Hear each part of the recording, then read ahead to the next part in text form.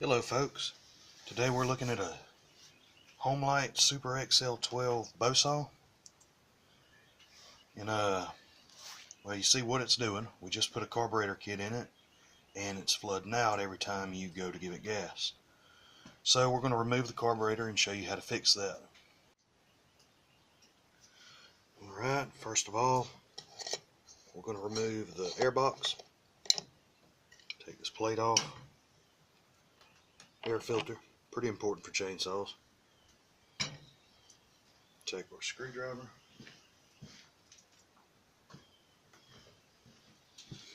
Now these bolts are in an awful spot, so you're going to want to be pretty nifty to get them out. This one you can usually get out with a standard flathead screwdriver, but the other one is going to take maybe 5/16. Could be wrong.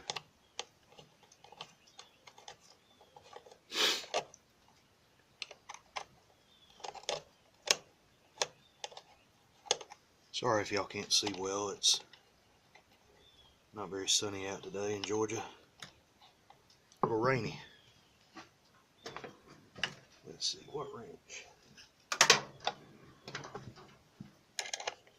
Yep, 5/16.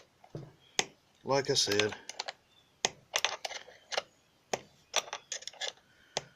now these XL12s are nice chainsaws. They may be old, but they made them for many years. Many years. They had the XL12s, which had a manual thumb oiler for your bar. Then you had these Super XLs with the automatic oiler. If you can find it, get you a Super XL. They seem to be better, because your thumb will get hurting after all that oiling.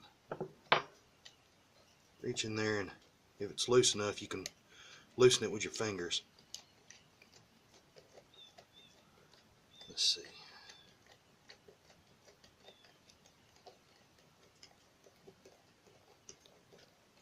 Come on. Alright, we've loosened. This is a Tillotson carburetor. I don't know much about Tillotson.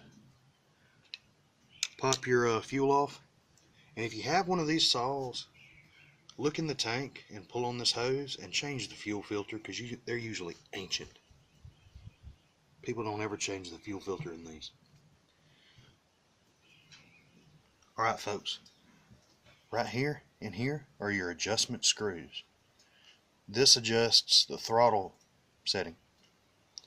This screw is your low. This screw is your high.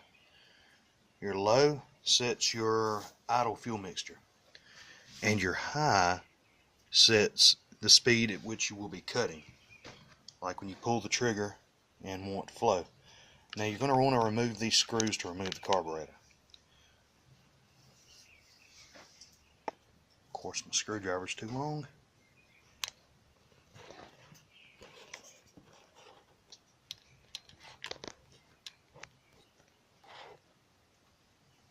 There we go. That's more prettiful for you. Just go on ahead and take them out. And I'll tell y'all the setting for these screws later. Old steel machine. I apologize for the bad camera angles. I'm working on a very tiny table at the moment.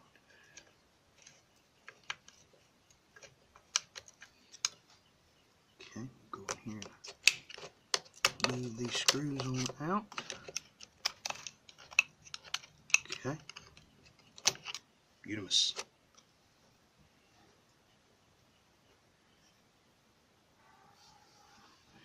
And it should take that little thing off, and there's your Tillotson carburetor. That's it. Here's your reed valve. Sometimes these can go bad if you're having some issues starting. Sometimes these reed valves will go bad. They'll ever come off. Come out. It's these threads. There's your reed valve. Alright folks, Tillotson carburetor. You're going to start out by removing the top screws. Well, shit.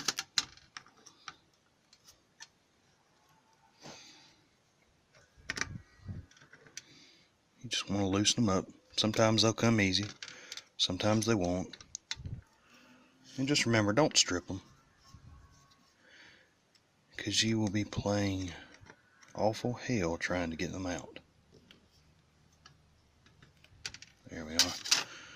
I can remove them all by hand because I've had it apart recently. And always pick a clean spot for going in any carburetor.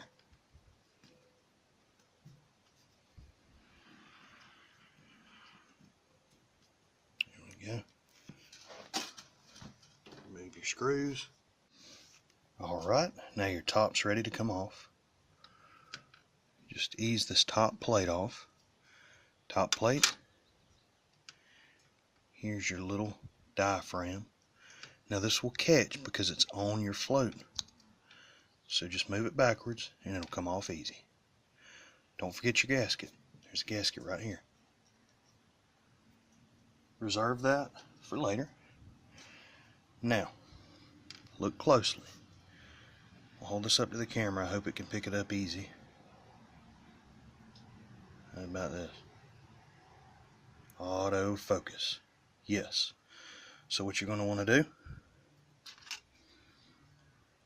you're going to want to take this screw out, and this float assembly will come out. Don't worry about these. These hardly ever need to be changed.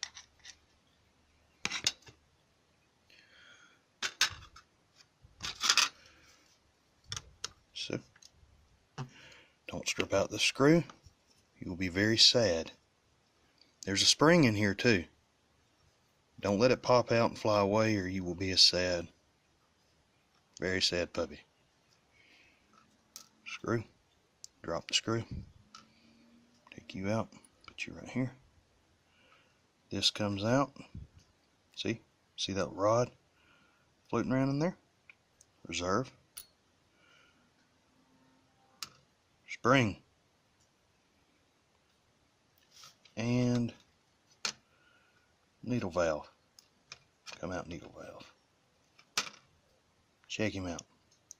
This is a new one I bought off of a carburetor kit, but must have been a crappy kit. I'm putting the old back in.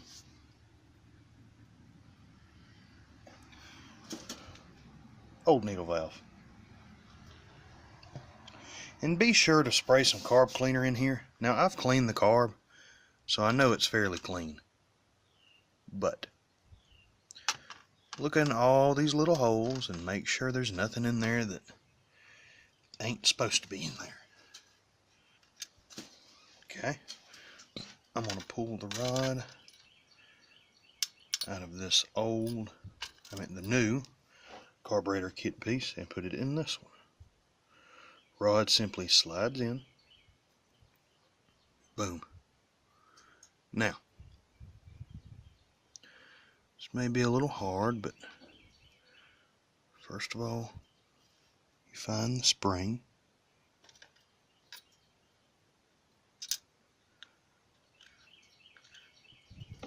Which has run away from me. Spring. Don't let your springs run away from you.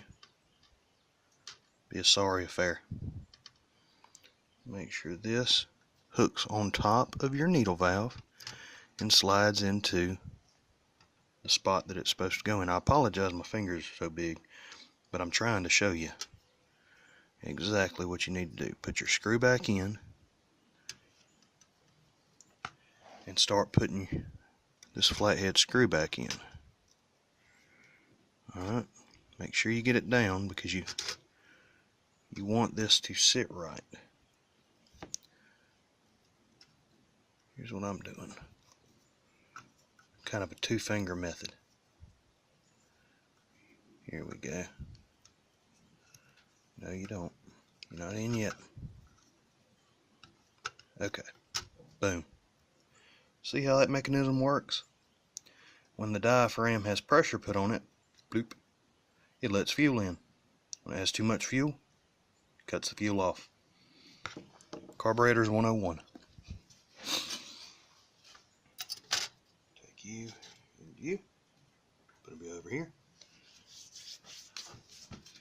I will need my screws. Yes, them would be nice to have.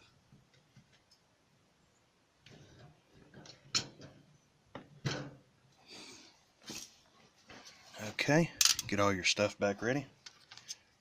Here is your diaphragm. You see this nub? This nub goes right here. Slides into it. You've got to make sure that it attaches itself to that float, because if it does not, you will be having all sorts of issues. I guess I should have put my gasket on first. That'd be smart, wouldn't it? Boomer. See? Whoops. That goes that way. Nope, that way. Yep, you want all your screw holes to line up. So, you flip your diaphragm around, making sure that this attaches right. Because if it does not, you're going to be coming right back in. Put your Tillotson cover back on and start on your screws. Simple as that. Folks make out working on engines to be so hard, but it really isn't. They're all the same. Well, 4 strokes and 2 strokes are different, but mostly they're all the same. You got to have an air fuel system, got to have compression,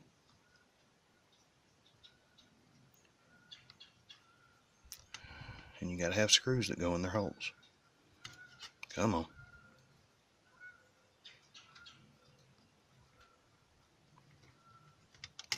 He didn't want to go home. This carburetor's probably been around since the damn 60s. When I first got this saw, found it in a barn. Put fuel in it, crunk right up. These old Homelites are something else, I tell you what.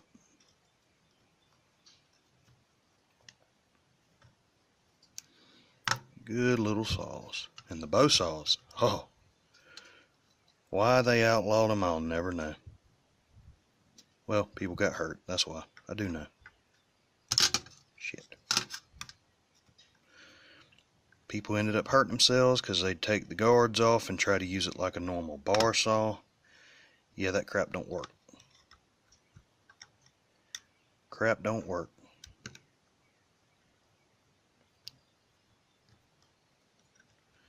Go on down, buddy. Alright, we've successfully replaced the diaphragm. Alright, folks. Now that I've reassembled it, some of y'all will probably ask, why didn't you show reassembling it? Well, that'd make the video too long. But right now, I'm going to show you one more important thing. When you put your high and your low back in, you're going to set them a certain way back to factory settings. You're going to go all the way in until it stops. Okay, it stopped. Gently stop. Don't do it hard. Come back. Half turn. Half turn. You want one full turn on the high. Now, I'll screw my low in all the way. Gently all the way. Stopped. 1 half, 2 halves, and a quarter. One full turn and a quarter. That's your settings. And some of you will ask, well, what's this setting for? Just set this to where it just makes the throttle move. See your throttle? Just turn that in until it just starts to move. And that's it. That's where you want it. And that's how you set the carburetor also. Alright, fellas. Let's see if this thing will crank.